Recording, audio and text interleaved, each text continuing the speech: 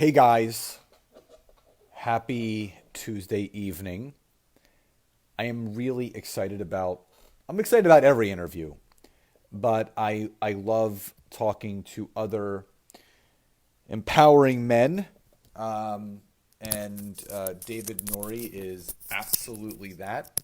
And we've had a couple different conversations. Um, I love everything that this man stands for as a father. Oh, there he is. As a husband, I'm going to add. And I really want you to, to hear from him. And I left his bio and his website, sociallyspeaking.com. David Norrie. What's up, brother?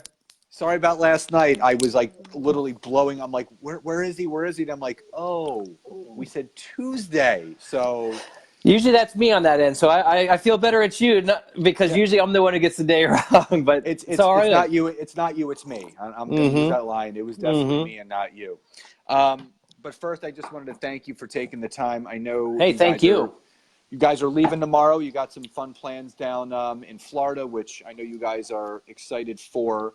Yeah. And also just honored to be in the mastermind that we're in together Yeah. because, our mutual friend Chris, he is so masterful in pulling together such different types of people into one atmosphere that really start vibing off of each other. I've been watching you for 6 years and your wife, Angelike, and you guys have been doing amazing things as network marketers. And obviously it's expanded, much more than that with Socially Speaking and everything that you guys are doing. So, there are some of my network that does absolutely know who you are because we have similar ones, but there are some people that don't. So if you could just do a quick introduction, say hi to everyone, tell a little bit about who you are, and then we can jam it out. All right. Hi, everybody. My name is David Norrie. I am here in Nashville, Tennessee, and I'll tell you what, I started off my career, I have 25 years of journalism experience, and to make a long story short, when the newspaper started shrinking, nobody reads those anymore, right? I said, oh no, and I really didn't want to do it. At this point, I was like, imagine working your whole life to get somewhere, and then you don't want to do it. Like this epiphany moment, like what's next? But as fate would have it, I met my wife at that time. I got into medical sales, but then through our first child, she wanted to try a nutrition supplement to help lose baby weight. And that's how we discovered isogenics. And that was in 2012. And here we are in 2019. And it's just been like this whirlwind. Like the last 8 years, my friends, I've lived a lifetime. And the last 8 years, I've really learned more, done more, seen more, met more people than the previous, let's call them, almost 3 decades before that, or 4 decades. It's been a while. So, obviously going from journalism and when we talked a few weeks ago, we talked about the art of conversation and the art of communication, because that can be translated into so many things in business, in relationships with your spouse, your friends, significant other. And in network marketing, you have to be a master conversationalist. You have to learn how to talk to people and, not tell and sell, but ask and listen. So, like prior to network marketing, obviously, Isogenics, am I correct? It was your first rodeo with network marketing. Yeah. So what was the biggest lesson for you going from the decade career plus in journalism and then going into, obviously going into sales, medical equipment sales. So you had the sales background and then jumping into network marketing. What was the biggest shift that you had to make personally? Because we talk about it all the time that network marketing is like this puzzle box, Right. Where there's no picture on the cover and there's all these pieces on the inside. You dump the box out and you have to try to put it together. So what was the biggest thing that you learned right away that you needed to do more of to really succeed with this? I think the biggest hurdle for most people is kind of policing yourself or managing yourself. So let me preface that by saying I was like born a self-made person. I didn't know it, but I wasn't manageable. I guess that's what you could say. So the reason why I went into writing is because I love being creative, and I wanted to be able to kind of do my own thing. I had sprinkled in different jobs along the way. I've done a lot of different jobs. But, getting back to the sales, in corporate America with the sales position, you are managed. I mean, you are managed. Let me tell you something. Let me tell you something. For someone like me, where I am now, looking back, I had to come home every day and I had to write reports saying where I was all day. And then my boss, and this is a major orthopedic company, my boss goes, because I might call them to check on you to make sure that you were there. Now, I've never done anything in that time with that company to garner that kind of treatment. In fact, I was on some of the top lists for sales and performance. So the fact that somebody wants to micromanage people like that was way beyond me, way beyond me. And I'm going to tell you a funny story because this is important. When we went full time to network marketing, I was actually going to transfer my other job in medical device sales with Angelike because she got a promotion. And I said, great, my company has an opening in North Carolina where you're going to be working. And she goes, David, she goes, you hate your job. You hate your job. And she goes, why don't you just make the switch now? Because we've replaced one of the salaries. We've replaced that with network marketing, which brings us to a great point, is knowing when to go full time. Now, she still had the benefits of corporate America. She had a great job, but literally she goes, I remember you coming home, David, and saying that you wanted to drop your boss off on the road somewhere on a highway. And I'm not a mean guy, but this is a funny story. I did come home and I go, babe, I stopped because we had to do ride arounds like once a month. Yeah. And my boss was such a, and I go, babe, today I went in to go get gas. And I had this thought where I was going to ask him to go in and get gas. And then when he went in to pay, I was going to take off and just say, see ya. But here's a great point too. Love it. She goes, Dave, he's not a bad guy. He's treating you bad because he doesn't like his job and it rolls downhill. And that was the fact. But I'll never go back to being an employee. Once you get a taste of working for yourself, it's harder. To answer your question, that's the biggest thing, is making sure that you perform, because there's no one over you saying perform. That's the biggest hurdle into getting there. Yeah, it's interesting because, I like and enjoy interviewing a lot of people because I believe storytelling is key when really allowing people to get to know who you are, because, everyone sees the glory of where certain people are, but, because they see you the way they want to see you, the way that you are on social media and what you speak about, but peeling back the layers to knowing where you came from, humanizes people and becomes more relatable, because relatability is everything. Exactly. And so the big thing that I'm starting to realize is that, everyone has an entrepreneurial spirit inside of them. And I think everyone, when they're in corporate America, they may love their job, but they may have that moment where they're like, you know what? I think I need to do something else. So everyone has that breaking moment, but there's a lot of people that end up stuffing that feeling down and saying, no, I'm going to, it's safe. I have benefits. I have health insurance. But then there's those people that say, you know what? I'm going to create my own economy.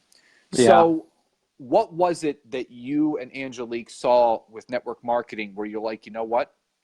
This is our opportunity to be our own bosses and really create the life that we want without allowing someone else to have us barriers or limitations of what we can create. I don't know. Can you see that color right there? I mean, it might look brown, but this is green. This is green, and that's why. We saw green.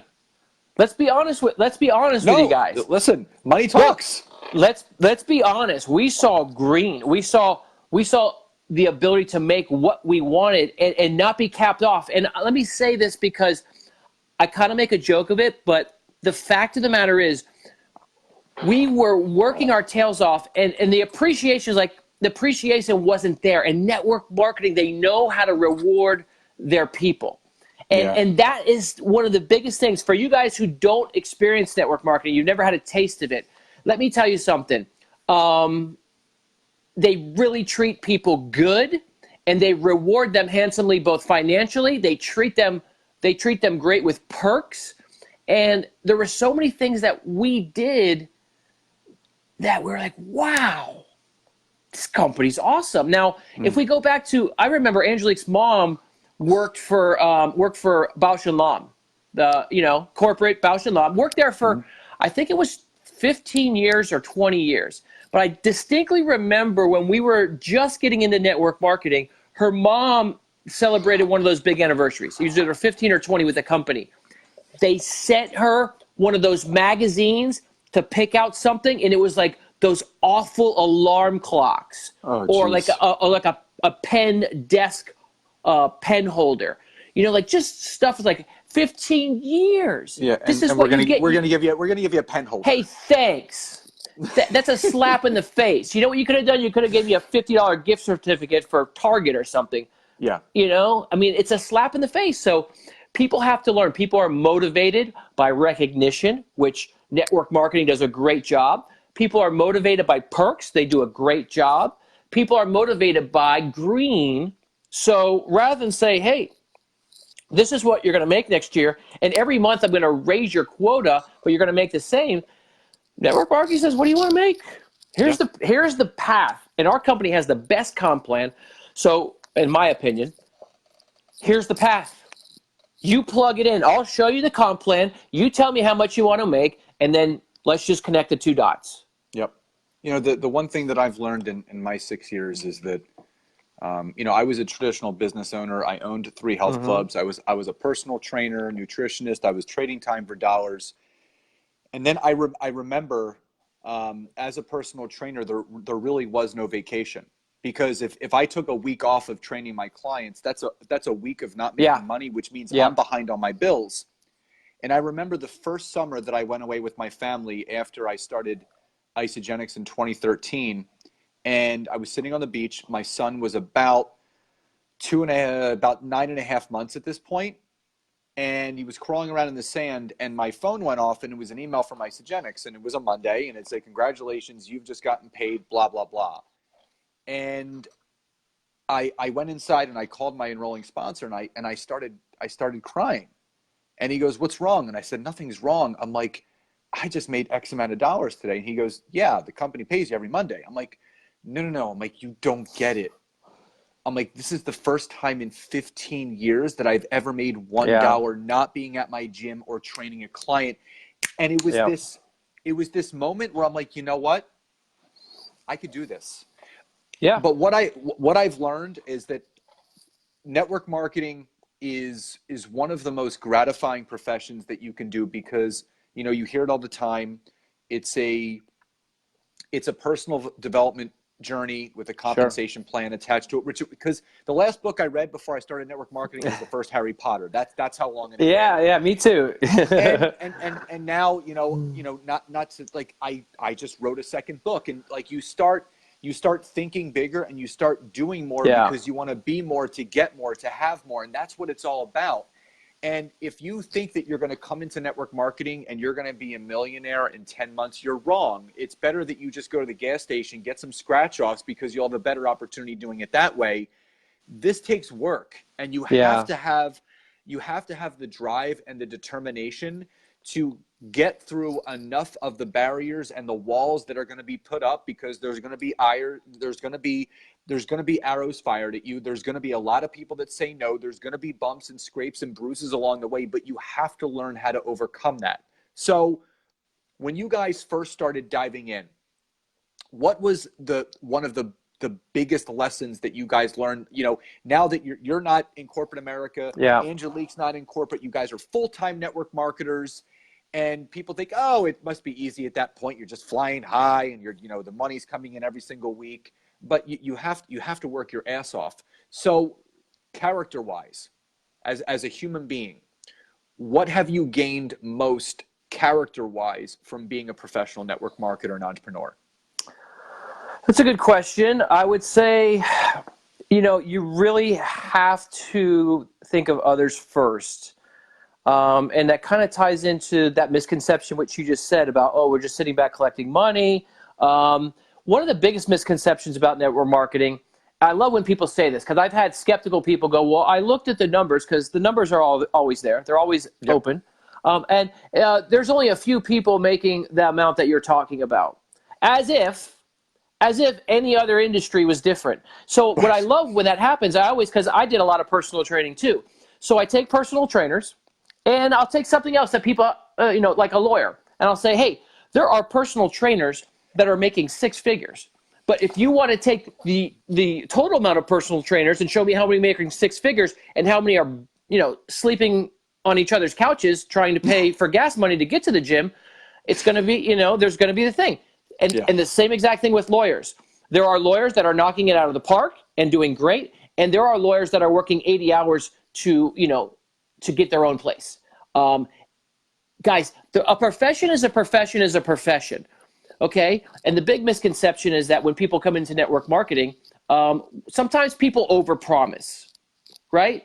And the one thing that Angelike and I have always said, and I'm sure you've heard it before, the best thing about network marketing is anybody can do it.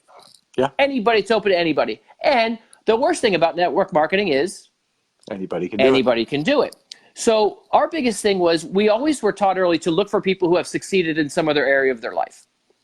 Because everybody is looking for an opportunity. Everybody wants, like if you talk to people about the success and I tell them our success story, they want it. They want the freedom, time freedom, they want the money. But what you have to realize is it takes work, like you just said. And we've seen people with fantastic personalities, because this business, let's face it, has a lot to do with personality, being able to talk to people and tell your story.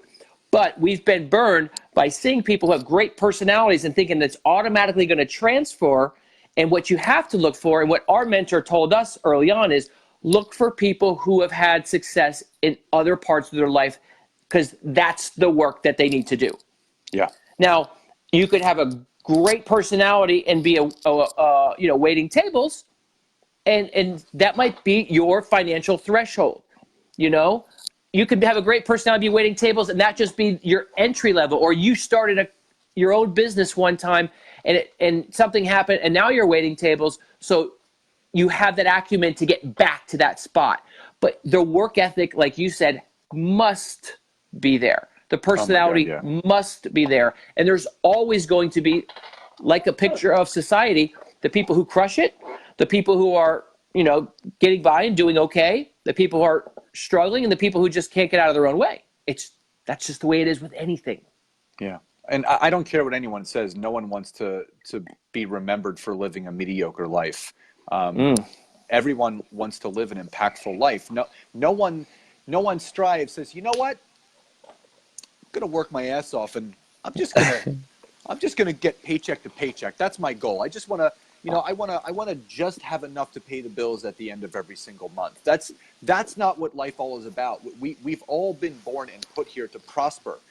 Now, again, I think you and I are in the same, and I can lump Angelike into this, is that when you go into network marketing, you're a completely different person when you start to come out on the other side, because what you have to learn, the skills, the habits, the mindset, all of those things that are required to build an invisible business where that open sign is on all the time. There's no brick and mortar. You're not locking the door. There's no, your business is open all the time the day that you say yes to this. Yeah. So what have you learned differently? Because the employee mindset is completely different than the entrepreneur mindset. What's the biggest jump and leap? That entrepreneur mindset, you train on it. A lot of top leaders train on it because it's so hard. Everyone, and I find this very challenging for a lot of people that have been in corporate America for years, and it's amazing that you came out of it so quickly.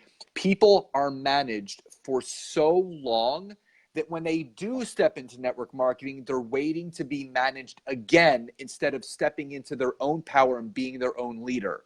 So what's a piece of advice that you can give that person that has spent so many years in corporate America, wants to do network marketing, but really has to develop the tools and the habits and the skills to be their own boss and be their own leader? So, there's a couple parts to this question, and the first thing I want to do is I want to just make an analogy, and I think this will answer, because this is my big learning lesson. This is my first advice to anybody getting into network marketing, but it's really my advice because I do business coaching now, and it's really my advice to anybody running a business. And the analogy is this: have you ever tried surfing? Yes. Okay, so I was a pretty good athlete. Like I skateboard like crazy, rollerblade, ice skate, snow ski. I've done everything. Hardest thing I ever did. Fairly quick. Surfing's the hardest thing I've ever done, right? They should call it paddling, David. Because exactly. That's all you do, and you're so tired by the time you get on the board. Right. Yeah. So here's where it connects to network marketing and really any type of business that you're going to be an entrepreneur in. Is you're paddling to get there, and you're doing all the hard work, right? And if you aren't focused and you don't continue to do that, what'll happen? Boom. A wave gets you, and next thing you know, you're like, I'm back on the shore like that. And it's frustrating because in network marketing, one of the most important things is retention.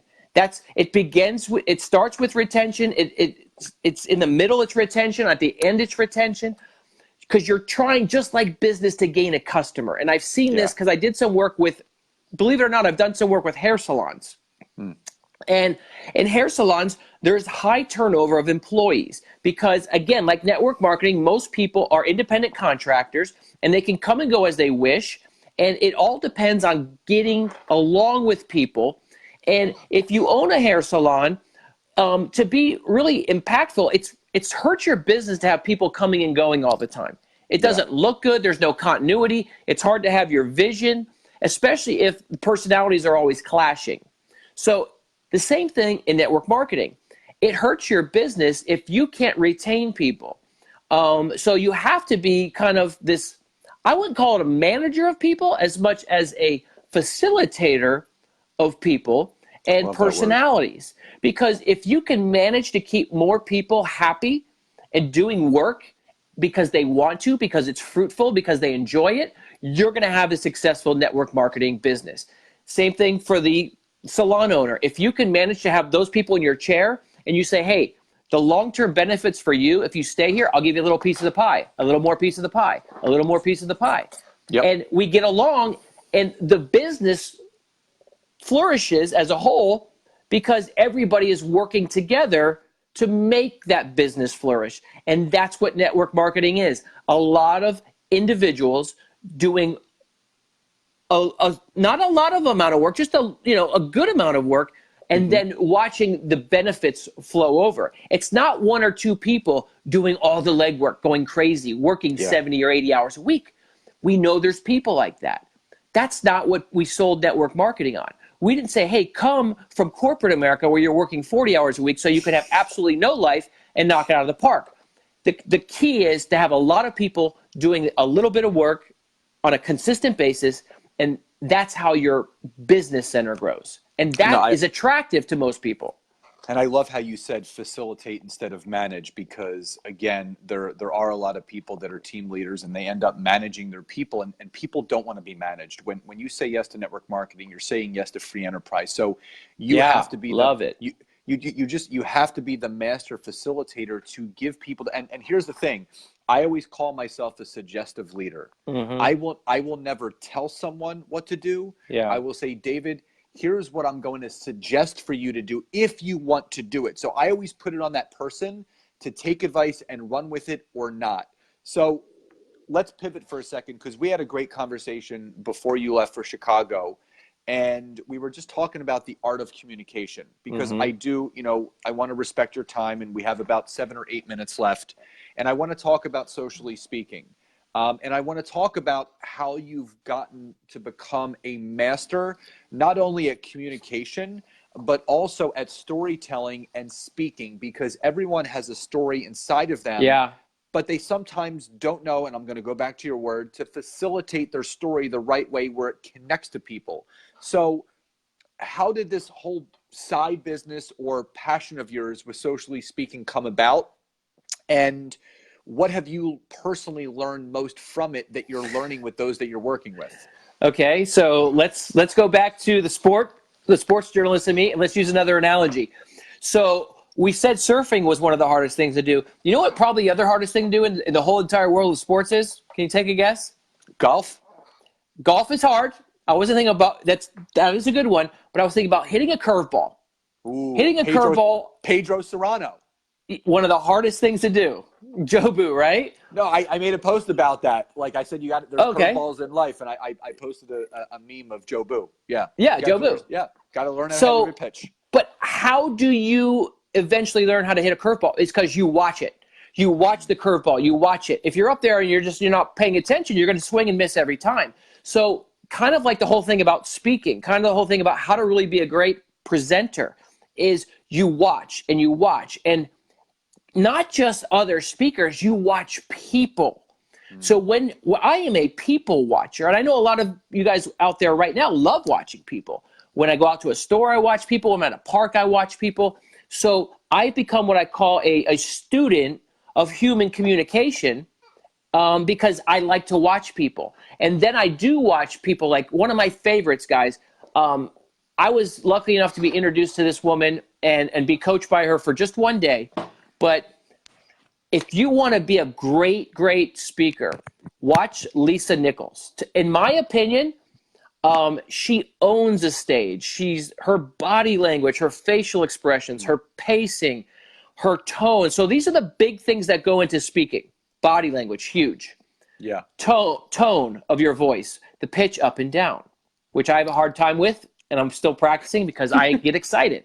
The pacing of your language is huge. Pacing, facial expressions, huge.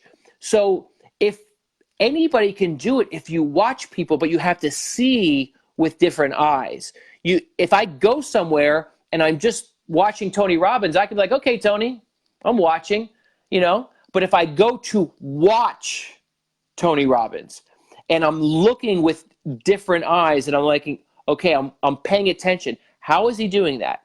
Why is he doing that? Is it for a reason?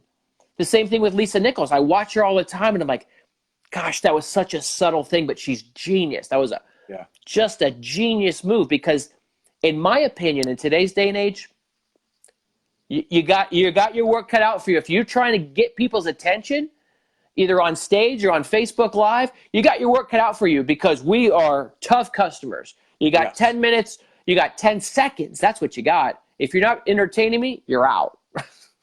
So I want to touch on that because before you left for Chicago, you were telling me about how you were describing to me how you were going to be opening your speech and how you were going to connect. So just share with the audience. Oh, thanks.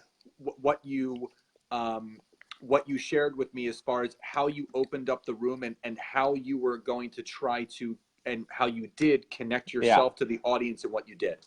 Okay, thank you. I'm glad you mentioned that. So one of the things I like to do whenever I go to a different city, I always like to kind of endear myself to the people of that city.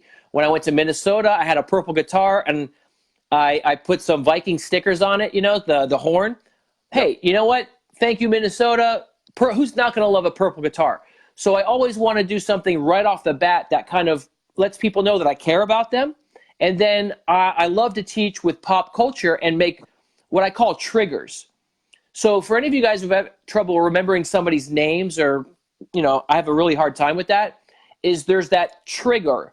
You see somebody, who do they look like maybe that's famous? Who do they look like that And you use that so when you see him next time, you're like, I saw a guy in the gym and his name was Phil. And I go, in my head, guy kind of looks like Phil Mickelson. So I kept going, Phil Mickelson. I saw him like 2 months later. And my wife knows I'm pretty bad at remembering names. And I go, hey, Phil, how you doing? And Angie goes, how did you know that? I go, triggering. So the same thing with Chicago. I'm a big music fan. This is my room. You see, that's Robert Plant over here. We have a bunch of jazz musicians. So I love music. So Chicago is known for what? It's the home of the blues. Yeah. So what I wanted to do was I wanted to talk about, my piece was on connecting and really how to connect better. So a couple of weeks ago prior, I was looking and I came across this YouTube clip and I was looking for jazz and blues music of Muddy Waters, who's one of the all-time famous blues musicians. And he's in this jazz club in Chicago in 1981. And who walks in? the freaking Rolling Stones just walk in. So Muddy Waters is up there doing his things, and he goes, hey, Mick, come on up with you and the boys. So as I'm watching this, I'm thinking, 61-year-old African-American from Mississippi, 31-year-old guy from, the UK. That's how, this was in 81. Jagger was 31. Muddy was 61. And here they are with blues music. So I always want to make that connection so people have something to remember. Well, what blues is, it's really a call and repeat. Someone says something, the other person repeats it. And it's kind of like that. And it's a storytelling. Yeah.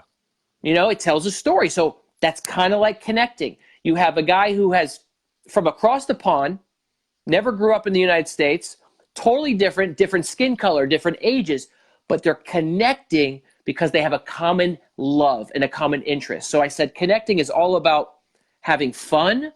Connecting is all about not caring so much and just going for it. And connecting is all about realizing that we are more alike than we are different. So if music can bring us together, and I always use T-shirts or bands because people love talking about things that get them excited. Yeah. And one of the things is movies get people excited, music gets people excited. So what I did is I played this clip, but I had different people of all ages. I'm looking at the crowd before I get up there, and I see a girl with purple hair, and I see an African-American lady, and I see a tall guy, and I see another bald white guy, and I'm like, okay, this is a microcosm of what our society is now. Different ages, different heights, different races. And I asked each person what they were doing in 1981. And some people weren't born, some were in school, some were out of school. But I said, this is what was going on in your town right here in Chicago in 1981. You had a mixing of cultures coming together over a common interest. Mick Jagger is having fun, and fun is contagious. Muddy Waters is having fun. They're not thinking about anything else except coming together and having fun. And if we can do that in network marketing, if we can come together and stop overthinking, well, this person doesn't look like me, they're not from the same area, we don't have any common interests. No, in our business, guess what? We all need nutrition. It doesn't matter if you're 61 years old from Mississippi or 31 years old from the UK. You need to put good stuff in your body. So that's where the trigger comes in. People really won't remember exactly what you'll say, but they'll remember broader concepts, especially if they can see them and they can relate something. So that's why I just try and put a little bit extra into the presentation and really make people walk away. So in a year from now, they go, you know what? I went up to somebody and I just wanted to have fun with them. And I remembered that video and I had the courage to connect. No, I remember you sharing that with me, and I'm like, it's so genius because, whether people want to admit it or not, we are all better visual learners than auditory learners because, you can be on a team call or whatever, and someone's speaking, and you're only going to retain about 15% of the information. But it's been proven that if there's video attached to it, you can retain up to 85%. And it's so brilliant because any great speaker, I've seen Lisa Nichols speak. I mean, amazing. And the fact is, you need to draw people in to something that they can relate to you and from you, because we all have different connecting points. You can ask someone, and this is just an example, and I heard this in a podcast. Everyone that lives in the U.S. remembers exactly where they were when 9/11 happened. Yep. They know like I was driving to Temple University. I was listening to Howard Stern, and that's where I heard. So it's you create these visions in your mind, just like you did with the Muddy Waters and Mick Jagger. People are going to remember that because then you can see people 6 months, 8 months, 2 years from now. They're gonna be like, David, I remember that speech you did in Chicago when you opened up with Muddy Waters and Mick Jagger, and you've created literally a brain tattoo for them. I like that term. To always, even Robin Sharma talks about these brain tattoos all the time, that you have to create these links in your brain where you can go back to and come back to something and remember how to get to it. I believe that. And it grounds you. So you are literally a student of the game. And I think that's the one thing that I love most about you and your wife is that you never stop learning, even though you guys, are like some of the top network marketers, not even just in isogenics, but in the industry. Thank you. You are still, you're part of a mastermind. You are still looking to learn and grow. So talk about the importance of always being a student and not always being a teacher. Whoa, that was a message that, I'm sitting there thinking some of the best things, because I have this section, I have not a plugin, but I have a workbook, and one of the things in the workbook is I have people study comedians, because I've always been a fan of comedy. And what is comedy? It's great storytelling. It's taking things that we all experience and wrapping them up in a way where people are like, that's funny because I didn't know everybody else was like that. So another great person, if you just did this, if you just took 2 or 3 of your favorite comedians and watched them and say, what makes them work? And then my other favorite people, and it's almost like this opposite thing, is pastors. Because pastors, they have to pull you in, right? It's voluntary. It's not a job, they are pastoring. And if they're not good at storytelling and they're not inspirational, guess what? The church is going to be empty. So one of my favorite pastors in Scottsdale is a guy named Mark Driscoll. And he's not only so knowledgeable about the Bible, but he is such a great presenter of information, because let's face it, you have to be able to present information. And he was talking about connecting. And what you said, he goes, there's 2 things you can do. And I stole this from him because it was genius. He goes, you either use words to connect or you use words to control. Ooh. You use them to connect or control. And he said what you said. He goes, and he was talking to men. He goes, and this is why I like him, because he's direct. He goes, some of you men out there, always the teacher, never the student, always right, never wrong. Okay? And he goes, I'm just going to tell you this now. If you're using words to control, you won't have a relationship. If you're using words to connect, you will have a relationship. And this is a simple matter of semantics. We see it a lot in network marketing. You don't know what I know. You're doing the wrong thing. Your product isn't good. You're not smart like me, but you should join me. That is using words to control, and it doesn't work. If you change the you to we and us, all of a sudden, everything completely changes. We need a better solution. We need to find out what's good for our bodies. Me and my friends in my company have used this.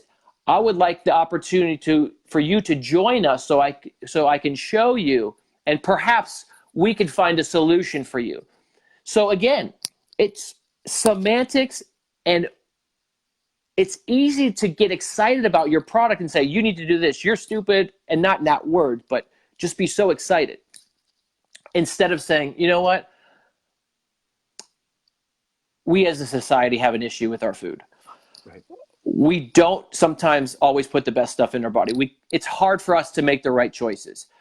So I would love for an opportunity for you to come join us, and maybe we can find a solution that helps fit your needs, and we can be a part of the same team. All of a sudden, it's like this. Now I'm using words to connect with people. So I just learned from pastors and comedians, I'm going to be there. I'm going to be in church. Who are your favorite comedians? Okay. So especially for my particular brand, because some comedians like Stephen Wright are just funny. He still has a shtick. His shtick is no expression. Right. But if you're looking for the best, and again, in a thing like this, the alternative voice and the tone is a huge part. And comedians have to use this alternative voice because they're telling a story, so they separate the 2 characters by using a slightly different voice. And the best of that is Jim Gaffigan.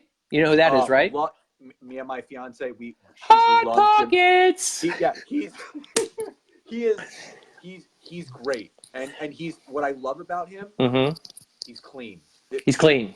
His entire and his entire shtick, like literally will have you in stitches. It's so relatable because as he's become a father and everything else, he relates everything back to his life, and he never curses, which I love. And he's made a living. He's almost that secondary voice is almost his other character. He uses it in every single performance he does. Oh, he doesn't like me. It's like this high-pitched voice, and he's great at it. The other one is the guy's been around for decades. He's very well known amongst the comedy world as one of the greats, but he's never had the hit TV show or movie, so you might not recognize his name, but his name is Brian Regan. Now, if you guys out there watching, after we get off, YouTube Brian Regan, First Class. Again, here's another guy that doesn't cuss. Angelique and I saw him. She didn't know who he was, and I said, let's go see him live. I've never seen my wife laugh that hard. Really? But Brian Regan is a master of really taking it to the extreme and using his face and his body language to sell the joke. So even like we are right now, you see I'm not Italian. You know, Italians are known for talking with their hands. No, but yeah. What I teach is here's this box, and we really have to be dynamic because we spend so much of our time talking to people, whether it's on your cell phone or it's on a Zoom call or it's on this Facebook Live in this square. So that's why even when we started, I moved back a little bit because I want to frame myself so you can see some of my subtle hand gestures. And then I want to be able to stick and move a little bit. But right. Jim Gaffigan and Brian Regan are my two favorites. Study them, watch them. They're hilarious, but watch them more for their presentation skills with different eyes, and you're gonna see some things that are cool. I'm gonna YouTube that tonight. So I want to be respectful of your time and obviously your time with your family. Thank you. So couple questions before we finish out. So talk about Socially Speaking really quickly. What the concept is behind it. What can people learn from it, and how they can connect to it, and then obviously I would love you to plug that if you could. Well, I appreciate it. So here's the big thing. So Socially Speaking started just with my team, and I saw a need for people to really come out. Like if you're going to be in network marketing, but just in anything, it's much bigger than network marketing. You really have to be dynamic these days. Like we said, we're in a short attention span society where we don't have the time to ease into things. So my goal for people that take this class is to get them to really be more dynamic, to get to the point, to use better references and analogies, to use their body language. But it's morphing, and I don't know if you know this, but what I've done is I'm taking my wife Angelique, because we had these two separate entities, and what we really saw, and as a father you probably see this, and we all see it, is what's happening now is we are being consumed by what I call the path of least resistance. We are being consumed by technology. We are being consumed by distraction. And so Socially Speaking will still be there, but the bigger umbrella now is Turned On. I love that. Angelique and I have bought the rights to turnedon.com. And turnedon.com is a metaphor for turning your life on. And really what we look at is the opposite, because we know what it's like to be tuned out. And the best way I can say be tuned out is when we were at the airport coming back from Chicago, there's about 100, 120 people on our flight. And I nudge Angelique when we're waiting, and I go, Ange, just take a quick look around this airport right now at the 120 people about to get on this plane, and you tell me how many people are on their cell phone. About 90. About 90. And this is something that it's a dopamine addiction. Yeah. What's happening is our kids, we're babysitting our kids. My kids will watch other kids play outside on YouTube for hours, and I'm getting to the point where I'm like, go outside and play yourselves. Yeah. So we're seeing this, another calling, in other words, is to really draw attention to this. You were talking, I was watching one of your lives, and you were telling your daughter was watching like a karate YouTube video, and you're like, just go outside and play. Like my son, he does not, like, he has an iPad, but yeah. I use it for music when he goes to sleep. Like, we paint, we build stuff, like he loves sports, and I mean, you and I grew up, like when you and I were in college, and Angelique, we didn't have cell phones. No. We had to call dorm room to dorm room. People forget all of this. And it's so important to get back to the real grassroots of just connecting with people. Right. So we're going to talk a lot about balance, because we know that if I told everybody out there to ditch your cell phone, you'd be like, you're crazy. You're not going to get my attention. So, and I get that, because look, it's letting us do this right now. But the whole Turned On concept goes beyond technology, and it talks about really getting back to human communication. In other words, when you enter that coffee shop, when you enter your home or your bedroom with your spouse, when you enter your church. It's about being lit up. And what turned on is, again, we're hardwired for connection. If you ever study the human eyeball, it's one of the most amazing, intricate, scientists have been trying to figure it out for centuries. Even Charles Darwin, who was not a believer, said, in looking at the human eyeball, you would have to think there is a definitely design and creator, because it's so intricate. So we are literally hardwired for connection. And what is technology in general trying to do? It's trying to it's creeping into our lives, and it's taking away little things. It's taking away our ability to really connect with our children. It's taking away even our ability, if you look at it from a personal trainer standpoint, people are doing more exercise at home because maybe one time they didn't have the time to go to the gym. And then what happened? They fell into the rut. And next thing you know, they go, I don't go to the gym anymore, but I work out on my Peloton, or I work out on my computer. Guess what? You're missing out on experience. You're missing out on community.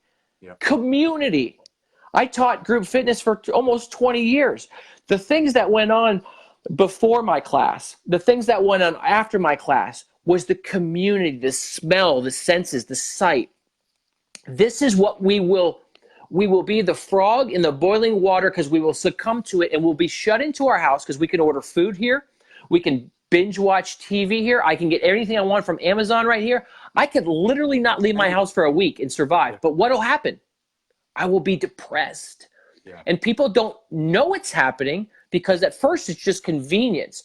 But convenience turns into this thing where you're seeing now depression. Oh God, there's so many rabbit holes we can go down right now, because the life of an entrepreneur, sometimes you don't step out of your house for hours because you're just, you're going and going and going. But that we can set up. Well, let me just leave you this one thing, because it's a recent story. It'll blow your mind. Angelike and I are talking about it on our podcast that's coming out. Dirk Nowitzki was talking about how the players now in the locker room after games are not even really concerned with wins or losses. They're all on their accounts. And the commissioner of the NBA says these guys are depressed. He goes, these millionaires, multi-millionaires are depressed because of social media. JJ Redick, who plays for the 76ers, just canceled all of his social media because he thought it was consuming his life. Now, slippery slope here. We're on social media, right? I love it. I use it. What I'm going to talk about with Turned On, with Socially Speaking, and these things is really getting back to taking back our humanity. There's a time and a place to be online. There's a time and a place. But when you're outside or when you're with your kids, be connected. Community is important. Being able to be in a community, feel the community, be around them and hold and touch people is one of the most essential things to happiness. So that's why I'm so passionate about it. What's the name of your podcast and how can people listen to it? Everything is going to be turned on. Okay. Everything's turned on. We just finished recording the 6th episode today. So as this goes, the episodes go off to an editor. The actual site where the website, which we're going to house these things, will be up. We're looking at the last week in March to be live. And again, It's turnedon.com. So right now, if you go there won't be anything. But eventually, that's the space. The book is going to be out early this summer. The book is called, guess what? Turned On. Turned On. Dude, I love what you guys are doing. It's Thank really you. awesome. Thank you. 3 rapid fire questions. Okay, let's do it. Number 1, what is your greatest accomplishment in your personal life right now? Personal life? Personal life. Well, I have to say, being a dad, and that seems like a pretty common answer. And here's the thing, you get it. You get it because I mean, we were at a wedding together. I saw you with the 2 kids, I mean, it's the hardest job in the world, but it's the best. And what happens is my wife teases me because she goes, "You're still 16 inside." So I'm a teenager really raising little girls. But I would be remiss if I said anything other than that. I mean, it's been huge. Greatest accomplishment professionally? I think for me, it was, I'll never forget two things.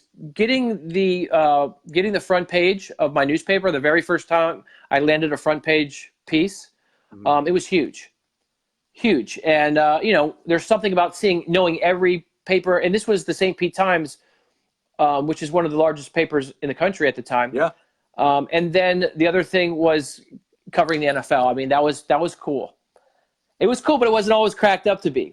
But the first year, and you're there on the sidelines, and every day I'm interviewing John Gruden, and I interviewed Peyton Manning, I interviewed Warren Sapp, I interviewed Kurt Warner. So for a kid who grew up watching sports, that was cool.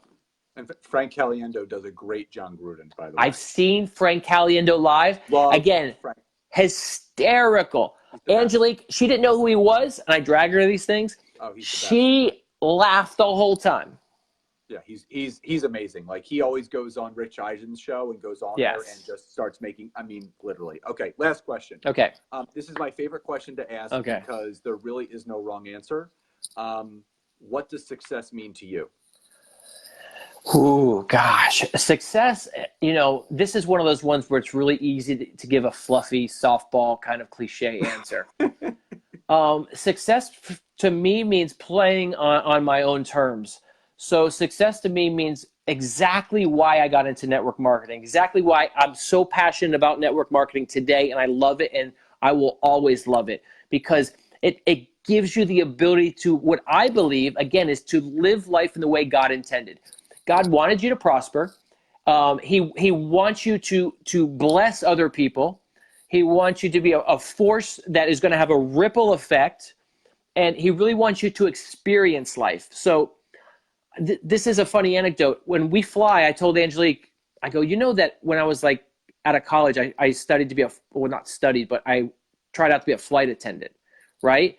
And she's like, flight attendant, you? And I said, well, I always wanted to travel. Like, ever since I was a kid, I thought I would be missing out if I didn't see the world. So until the time I was 37, never really left the United States. Here's a kid that always wanted to travel, never had the means to. 39, I find network marketing. Rome, UK, Australia, Greece, Hawaii, the Caribbean, and who knows where else I'm going to go. But this is all in the last 7 years. I mean, I've seen the Eiffel Tower. I've seen the Parthenon. I've seen the Colosseum. I've seen the Sydney Bridge. All these things that we grew up seeing. Why? For one simple reason. I said yes to network marketing. That is success. When you can live life on your own terms and see the world and have a ripple effect. I love that. And again, if you guys missed it, turnedon.com. Going live in about a week and a half, too. For everything. Podcast, information. Yeah. David, this was just amazing. Thank you for the opportunity, my friend. I don't know if you could see the comments coming in, but literally there's been comment after comment after comment. I mean, you really... That's great. You're an amazing, amazing human being, and you and your wife together. Well, thank you. Likewise. I'm so glad we got the chance to talk because, we've crossed paths so many times in the last couple of years. And this is the first time, so I look forward to many, many more. And thank you so much. I appreciate it. Grateful that we have, all year with the mastermind. But, again, for anyone that's on here on the replay, turnedon.com, going live in about a week and a half. Check it out. David, thank you again so much. Thank you so much. God bless you. You too, brother. Okay. So, I really don't have anything else to add to that. I think if there were a bunch of microphones that David was holding, he would basically be dropping them the entire interview. And I love having such an empowered human being, father, man, husband, that is really, really living life on his own terms. And remember, when you say yes to network marketing or whatever you end up saying yes to, you don't know where it's going to lead you. But when you say yes to the unknown, the known ends up showing up. So guys, enjoy the rest of your evening. David, Angelike, thank you guys so much again. David, you're thebomb.com. Looking forward to doing so much more with you. Enjoy the rest of your evenings, and I'll talk to you soon. Bye, everybody.